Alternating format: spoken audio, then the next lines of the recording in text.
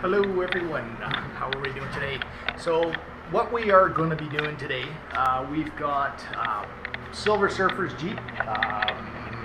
You can see there, you can see all the stuff that we have here.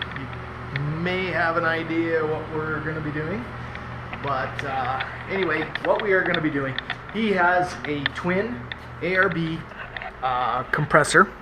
And so you can see there, basically what we're doing is we're adding a Viair 2-gallon tank, and we're going to be basically putting this in basically right about there.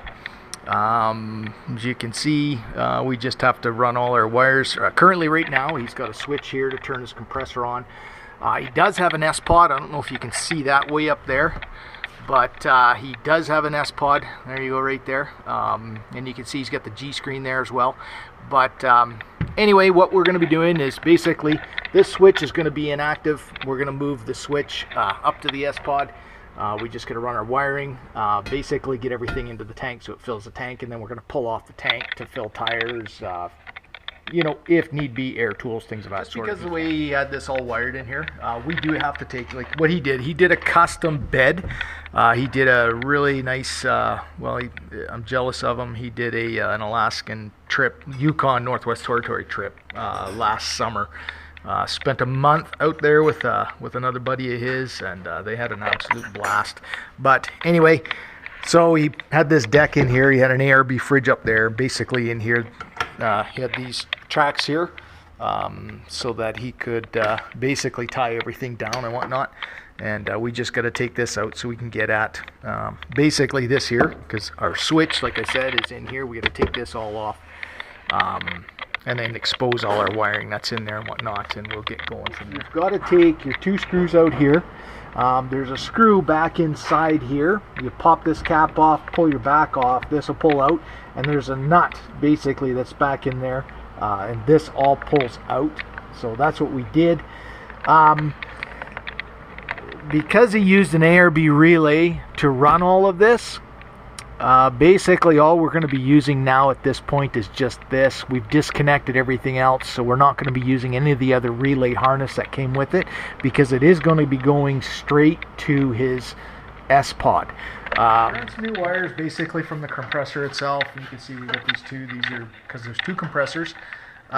We've got 8 gauge, one for each. We're going to put our fuses on that, and then that will hook up to the battery itself. And then also we have, basically we had to make our own connector. We took part of the ARB connector here, you can see, and then we're running just 2 wires, which are actually going to go to the S-pod to actually make this work. So you can see this wire here that's going the whole way across. That will tighten this up, and that's going to connect right into this one here, so the switch number 5 here. This, when connected directly to the battery, we've got it already connected to the S-pod here as well, so you can see basically right down in here. So the switch does work, so we know it does work, so which is good. So what we're going to be doing now is we've got to put Mike's deck back in. And that's this here. This is the deck that he made when he went on the trip, did that big trip last summer to Alaska, Northwest Territories, and the Yukon. Base that was in the back of the Jeep. We've got that out. We now have the tank mounted, and you can see here we just used 1 bolt on either side to mount the tank, just because this kind of overhangs on the edge, and that is going to fit basically just inside there. Everything's all in place. We still don't have it bolted down in here, just 2 bolts to hold it in, but we've got the tank in place. And as you can see in the back here, we just have to go get an elbow to put this on, just to get that. That's going to be the hose. It's going to run down underneath the seat here, and then it's going to tee off. So then he'll have basically a spot for air on this side. He'll have a spot to get air on this side, so we can just, you know, disconnect, run to the other side, do the tires on this side, you know, do tires on that side. He just got his compressor and everything all hooked up. So he's got a 2-gallon tank with the twin ARB compressors. And what we're going to do right now is time it to see how long it goes or takes to go to 150 psi. We don't know at this point. We just filled up the tank just to give it a trial run to make sure we didn't have any leaks, but we're going to time this now. So let's take a peek and see what happens. 3, 2, 1.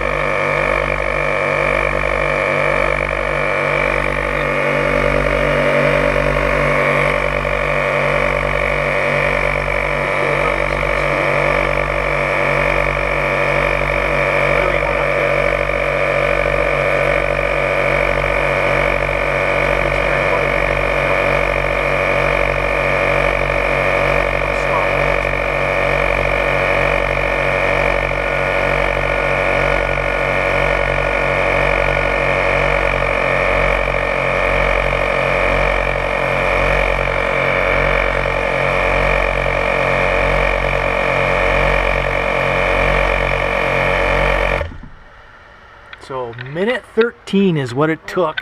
Mike has got his whole compressor. It's all set up right now. He doesn't have everything completely done as far as what he wanted to do, but he does have, basically you can see here he's got his twin compressor up here, gauge on it there, goes in to fill the tank.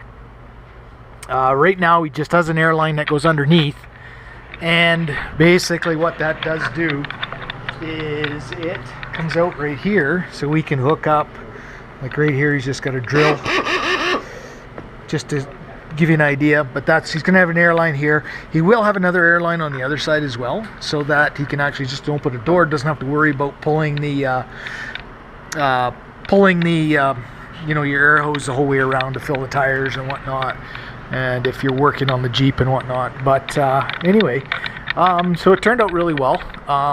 You know, where the tank is located, you know, it just looks great there. He does have he's got 3 closed ports, so he does have expandability to do everything that he does want to do. It's not a problem there. But anyway, the wiring kit that we did use, it was the ARB wiring kit, and like I said, or what I showed before, was that piece that we had to make just so that everything would work.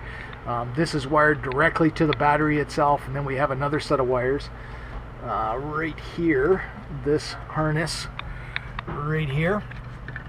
You can see that connector there for it, that one there, that goes basically up to the front and over to the S-Pod and connects onto that.